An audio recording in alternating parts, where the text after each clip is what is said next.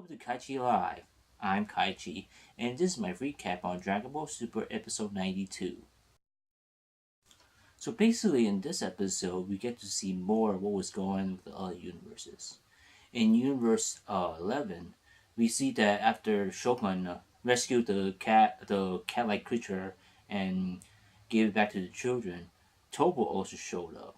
When the children saw Topo, they say hi to him, and Topo, being a hero, say hi back, and greet them like he basically patted on their on their head. We see that Shogun was traveling with Topo back to that bar at lounge and was having conversation. Topo was trying to convince Shogun to come to join the tournament of power. Shogun was worried, like if they left during that hour, he afraid that the universe might fall apart without them. Topo reassured him that the new recruits, are there to take up the place and they're eager to defend the universe from evildoers. This convinced Shogun to join the Tournament of Power. Then we jump to Universe 3. I think we're at the God Destruction, the robot God Destruction of Universe 3 place, where they were meeting up with a couple of guys. With him was the Angel of Universe 3, and the Supreme Kind of Universe 3 was there also. They were meeting with a guy that's said to be one of the greatest modified warrior of Universe 3. His name was, okay, let me get this right. I wrote his name now. It's Nigirishi. I hope I'm saying it right. His name is Nigirishi. Anyway, it said that he was one of the greatest modified warriors, and he also seemed to able to modify other warriors. One of them was, okay, it was happened to be a robot. Okay, let me get the name right. Narirama. I'm probably butchering the name wrong. One of them was a robot named Narirama. He modified this guy, like in case if he fell off the flying field, he got ways to stay on it or climb back on. One of the ways he was able to get back on the flying field is that he has some kind of claws on his hands and able to latch on to the flying field. And he also has the ability to extend his arm, so if he somehow lose power, he able to stretch back to the field. Moscow, the god destruction of Universe 3, thanks speaking through Angel of Universe 3, I think I'm saying it wrong. It's probably the other way around. Well, anyway, what I'm trying to say is that he asked if what happened if gotta get the name now. Narirama, what if his arm was cut off? You see that he was given the ability to have some sort of suction cup, which is quite powerful, as we see him using it, sucking one of the couple of few furnitures, and it seems that he had that ability to enable him to climb back onto the fighting field. This pleases both the Universe 3 God of Destruction Moscow and the Supreme Kai, and we also get a glimpse of the other modified warriors. I'm pretty sure they have 10 of them, but I'm not entirely sure. We only get glimpses of them. Then we jump to Universe 6. We see that Kappa and Caulifla was alone in some kind of desert-like mountain area. So basically, this is where Kappa tried to teach Caulifla how to become Super Saiyan. But in the background, we see Kale behind some rocks looking over at them. At first, Caulifla asked Kappa to become Super Saiyan. She was impressed by it and asked him to teach her quickly. Kappa tried his best to teach her become Super Saiyan. At first, he tried to get her angry, which he does by calling her names. Of course, she got angry, but it didn't work. It only made Caulifla angry at him. This doesn't enable her to become Super Saiyan. Then she asks her if it's true, does he have to get angry every time he becomes Super Saiyan? He tells her no. He mentioned after he got used to it, he can focus all the power or some kind of form of tingle feeling on his backside in order to activate it. Then she mentioned that he should teach her that way. All three Saiyans, Goku, Vegeta, and Gohan, had to get angry in order to become Super Saiyan. While Gotenks and Trunks became Super Saiyan when they were children because they were all pure heart during that time. This is different because Caulifla became a Super Saiyan by focusing all her energy on her backside and became a Super Saiyan. After becoming a Super Saiyan and staying in Super Saiyan mode, Caulifla displayed how powerful she was. She was able to focus all her ki blast in part of her hands and unleash it upwards. The blast sent Kappa and Kale away from her.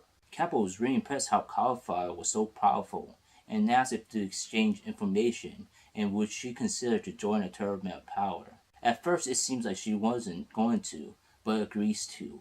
Then she turned around and asked Kale to come out. She mentioned that Kale was her protege and wanted her to become also Super Saiyan. but she mentioned that she doesn't know if she can. Back to Goku and friends.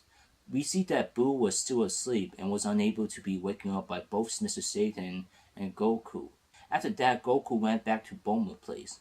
Everybody was gathered there, and everybody was angry at Goku for lying to them about the money and what was really going on, about the universe being erased by Zeno. Krillin was especially angry with Goku for lying to him and wanted to leave, but Goku begs him. Vegeta mentioned how would Goku keep the promises he made to everybody. He mentioned that he would ask Bulma to help out, but of course Bulma was angry at Goku and said she wasn't. But eventually everybody agrees to join the tournament power, and Bulma will help out with the promises Goku made to everybody. But unfortunately for them, they're still one fire short. This is where Beers mentioned how it was the Z fighters' fault for killing off of Frieza's forces. If they hadn't, they would have at least some fighters with them. This gave Goku an idea and think that Frieza should be their 10th fighter, which everybody was shocked when Goku came out with the idea. Overall, this was a good episode. We get to see other universes and on their recruitment for their fighters, especially Universe 3. No, yeah, Universe 3, where we get to see more about Moscow, the god of destruction of Universe 3, and the Supreme Kai, and the Angel 2.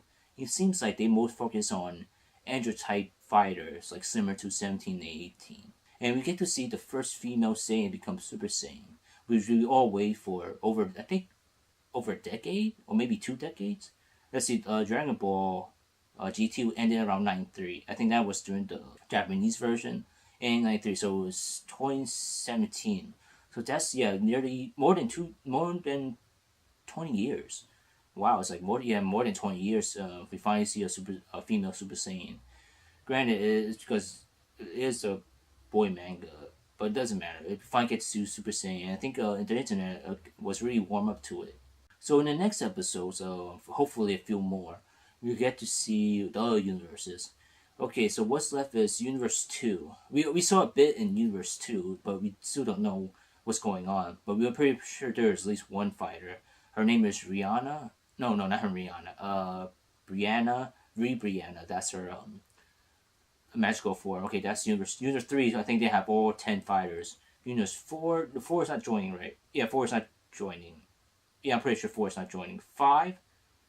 5? Was it 4 or 5? No, 4 is joining. 5 is not joining.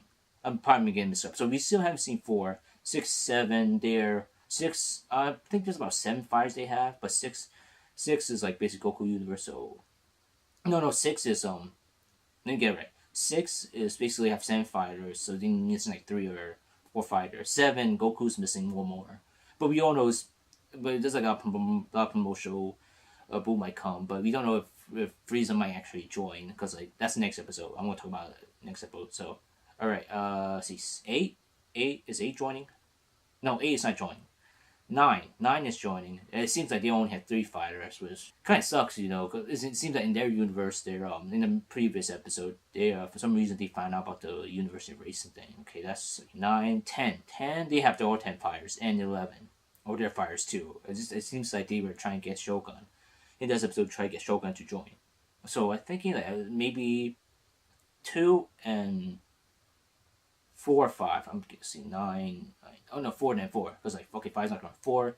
It's basically 2 is alright. 2 is the female god destruction, and 4 is we haven't seen much of the Supreme Kai, and 4 is the mouse or the rat god destruction. We haven't seen much of them yet. Probably in the next episode.